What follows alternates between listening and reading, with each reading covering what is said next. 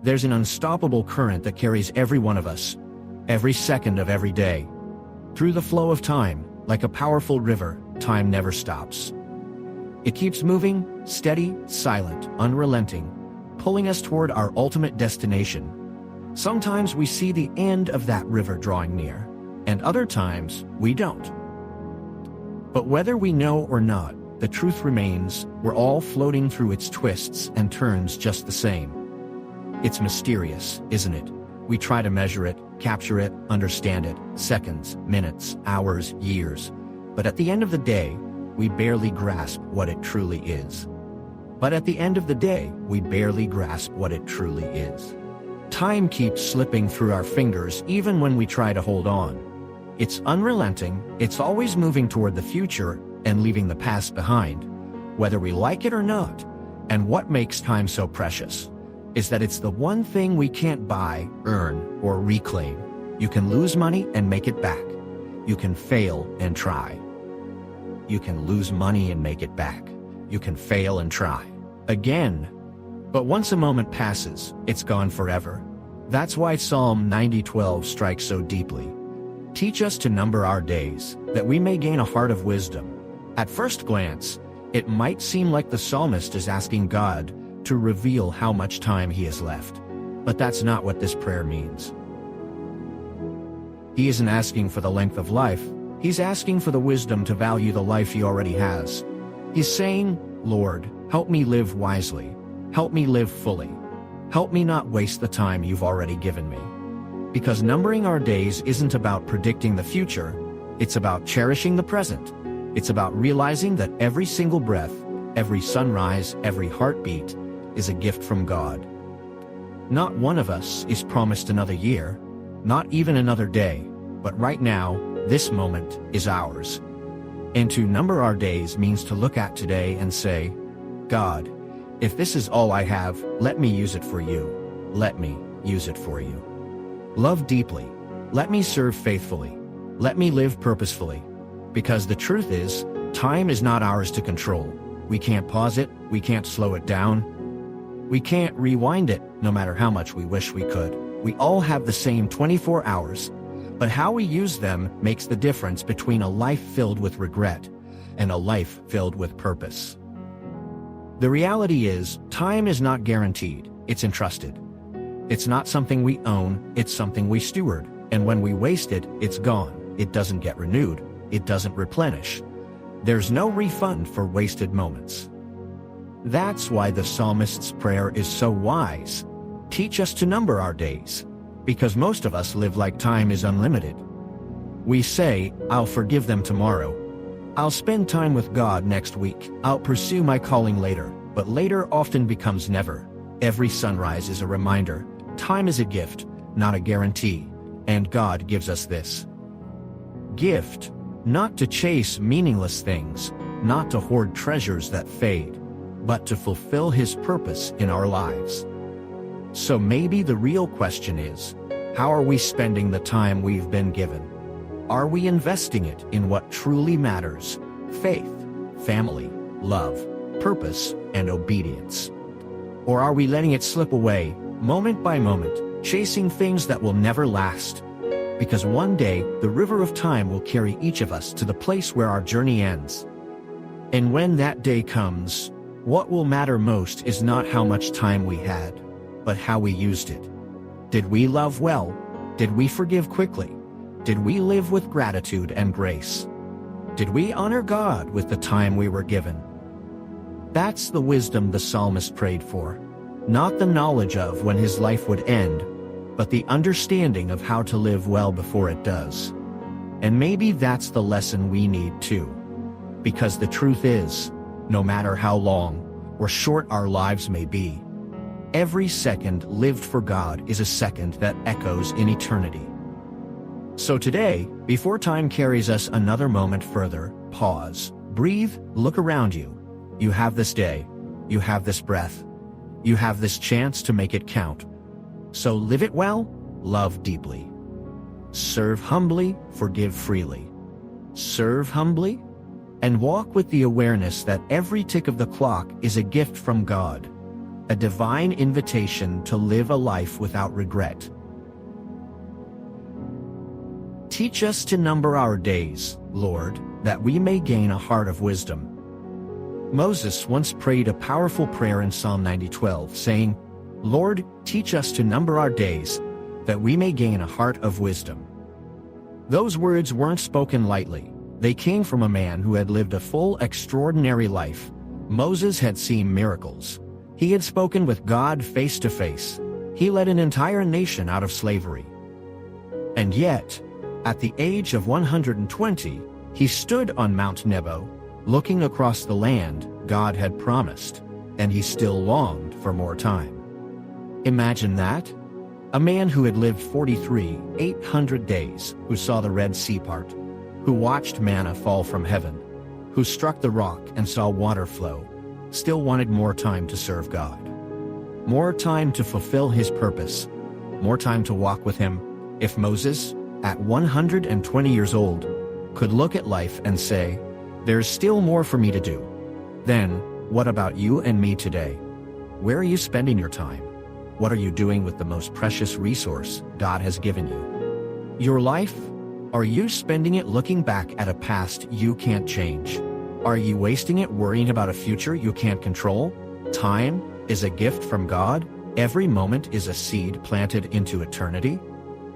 Jesus, the author and finisher of our faith, gave us a sobering reminder in Mark 8:36. What shall it profit a man if he gains the whole world, yet loses his soul? That's not just a verse about eternity. It's a verse about investment. Jesus was asking, what's your return on the time I've given you? You can spend your life chasing success, money, recognition. You can fill your days with noise, distraction, endless striving. But if you fail to invest your time in what truly matters, you've gained nothing. Because when your final day comes, when you're standing at the edge of your own Mount Nebo, looking back over the story of your life, you won't be asking, why didn't I buy more things? Or, why didn't I work more hours? No. You'll be asking, did I love enough? Did I forgive freely? Did I serve God with all I had? The truth is, every tick of the clock is a deposit into eternity, and once it's spent, you can't get it back. You can't buy more time. You can't trade your success or fame for one more heartbeat. That's why the psalmist prayed, teach us to number our days, because numbering our days gives us perspective. It teaches us to live wisely, to love deeply, to walk purposefully. Look at Solomon, the wealthiest, wisest man of his time.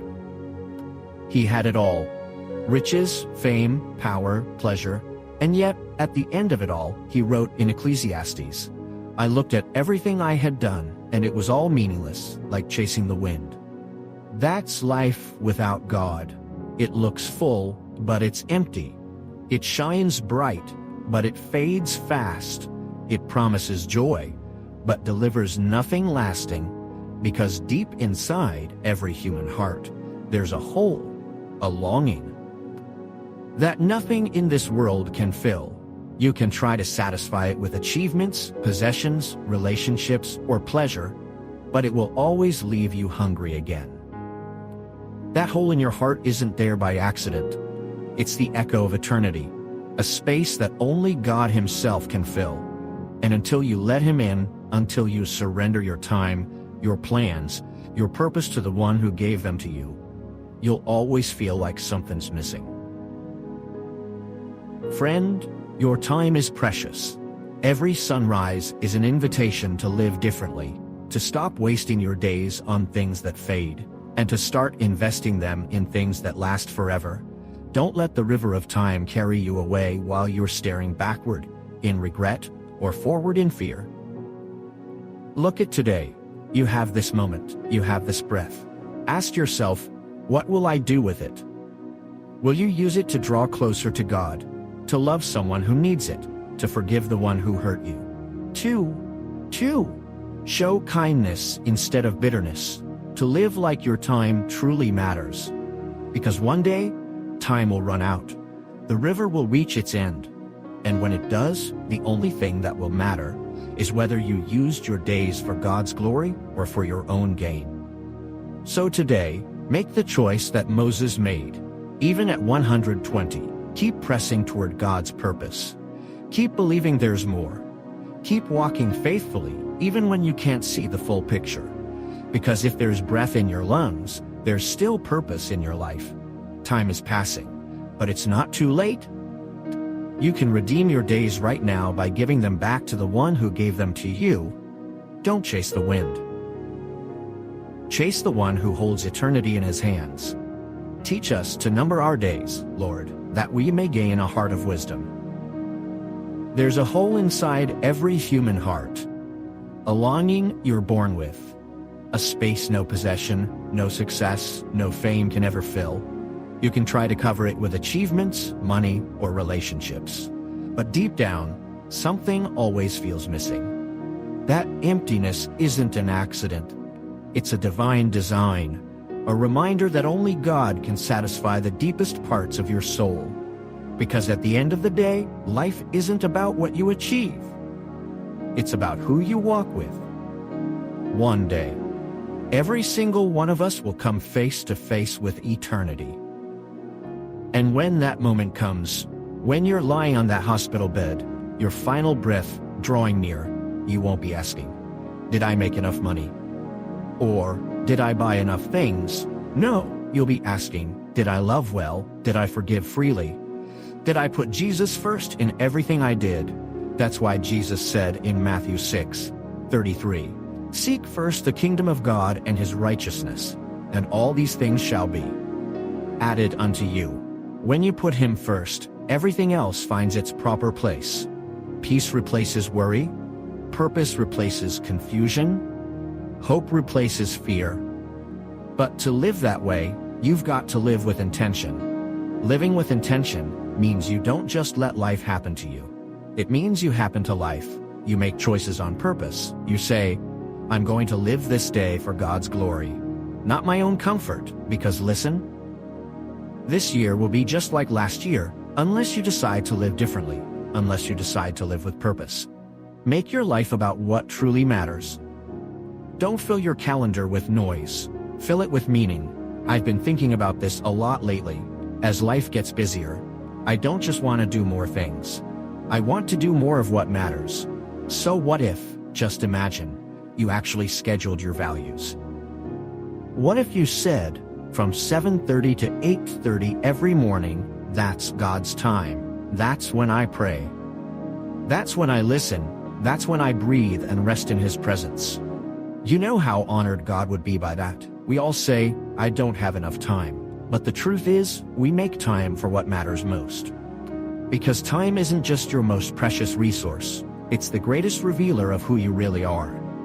Show me where your time goes, and I'll show you what your heart loves most. That's why Psalm 90:12 says, "Teach us to number our days, that we may gain a heart of wisdom." When you learn to number your days, you start living differently. You stop wasting your moments on things that fade, and start investing in things that last forever. Feel your mortality every once in a while. Feel that heartbeat, because it's limited.